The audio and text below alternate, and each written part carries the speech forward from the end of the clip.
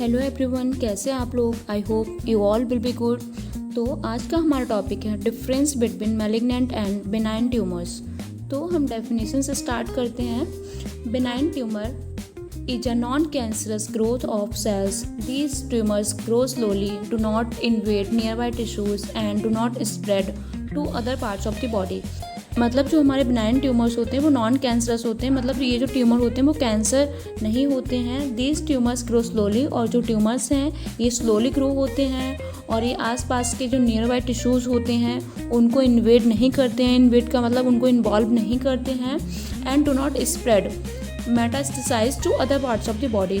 और जो benign tumours होते हैं वो जिस जगह पे ओरिजिनेट हुए होते हैं, जिस जगह से अकर हुए होते हैं वो वहीं पे रहते हैं, वो अदर बॉडी पार्ट्स में इनवेड स्प्रेड नहीं होते हैं। So malignant tumour, a malignant tumour is a cancerous growth of abnormal sales.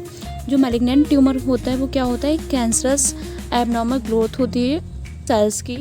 This tumours can grow rapidly, ये जल्दी मतलब रैपिडली ग्रो करते हैं इन वेट सराउंडिंग टिश्यूज़, और जो इसके आसपास के जो टिश्यूज़ होते हैं, स्ट्रक्चर्स होते हैं, उनको इन्वेट करते हैं, उसमें मतलब फैल जाते हैं। And spread to another parts of the body through the blood और लिम्फ। और ये जहाँ पे ओरिजिनेट हुए हैं वहाँ से ये स्प्रेड होके और भी अदर बॉडी पार्ट्स में जा सकते हैं, और वहाँ पर भी ये अपने जो सेल्स होती हैं वहाँ पे रैपिडली ग्रो करने लगते हैं, और वहाँ पर भी फिर अदर बॉडी पार्ट्स में जो हमारा कैंसर होता है वो अराइज होने लगता है, जैसे कि लंग्स हो गया, लिवर हो गया।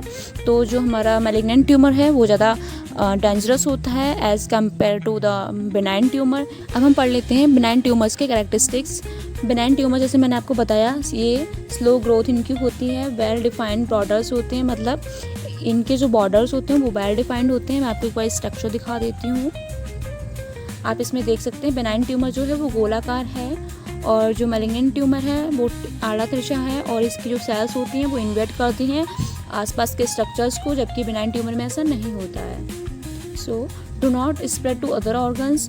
और जो थर्ड कैरेक्टरिस्टिक्स है इसका मतलब है कि अदर ऑर्गन्स में ये स्प्रेड नहीं होते हैं। Usually not life threatening. Life threatening का मतलब होता है कि कितने घातक हैं, तो ये लाइफ थ्रेटनिंग नहीं होते हैं, मतलब इनको हम सर्जिकली रिमूव कर सकते हैं। Can be removed surgically and rarely come back. हाँ, जैसे कि मैंने आपको बताया था, इनको हम सर्जिकली रिमूव कर सकते हैं और बहुत ही कम चांसेस होते हैं कि दोबारा अकर हो जाए अगर एक बार सर्जरी के बाद इनको रिमूव कर दिया गया है तो। अब हम पढ़ेंगे characteristics of malignant tumour.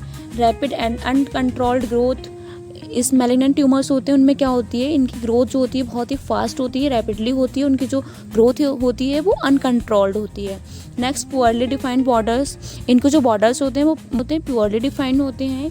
Invade near by tissues, जो आसपास के टिश्यूज़ होते हैं उनको इन्वेड करते हैं, उनको इन्वॉल्व कर लेते हैं। Can metastasise. मेटास्टेसाइज का मतलब है कि एक जगह से दूसरे स्थान तक फैलना।